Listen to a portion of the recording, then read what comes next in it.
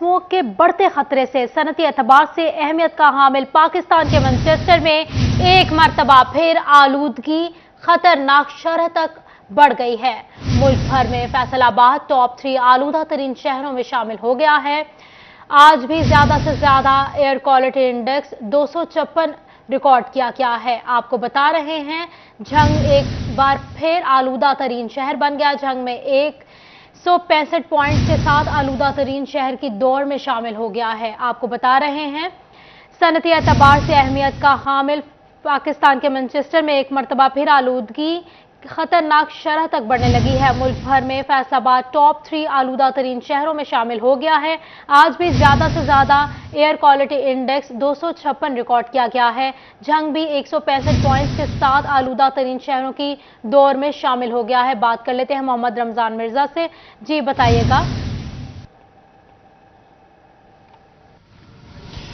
जी बिल्कुल, फैसलाबाद सनती शहर और यहाँ पर सैकड़ों यूनिट्स क्या हजारों बड़े यूनिट्स मौजूद हैं, हजारों क्या लाखों गाड़ियां मौजूद हैं और ये चौथा साल है कि एक बार फिर फैसलाबाद डिवीजन भर में स्मोक छाने का अंदेशा जो है वो नजर आ रहा है। गुज़िश्ता 24 घंटों के दौरान अगर हम एयर क्वालिटी इंडेक्स या फिजा में उड़ती आलूदगी की बात करें तो फैसलाबाद जो है वो कभी पहले नंबर पे, कभी दूसरे और अब जो है वो तीसरे नंबर पर मौजूद है।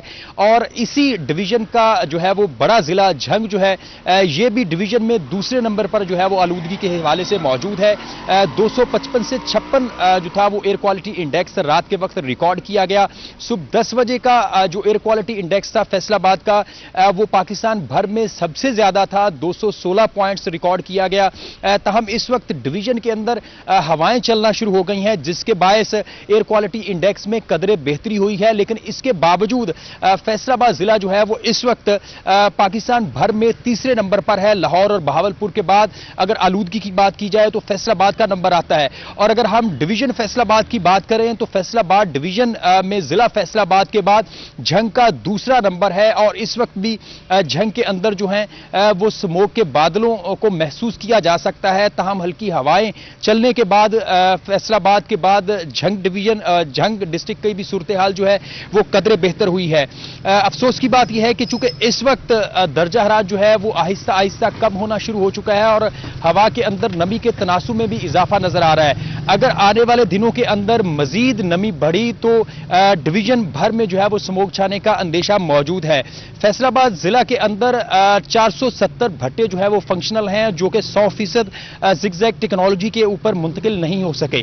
इसके साथ साथ झंग के अंदर भी 260 से ज्यादा भट्टे जो हैं वो फंक्शनल हैं और इनमें से बेशतर भट्टे शहरी हदूद के अंदर शामिल हैं। ये तमाम तर भट्टे भी जो है वो जिगजैग टेक्नोलॉजी के ऊपर मुंतकिल नहीं हो सके और इसमें महकमा माहौलियात की सबसे बड़ी गफलत जो है वो दिखाई देती है कि डिवीजन भर में 100% भट्टों को मुंतकिल अभी भी नहीं किया जा सकता।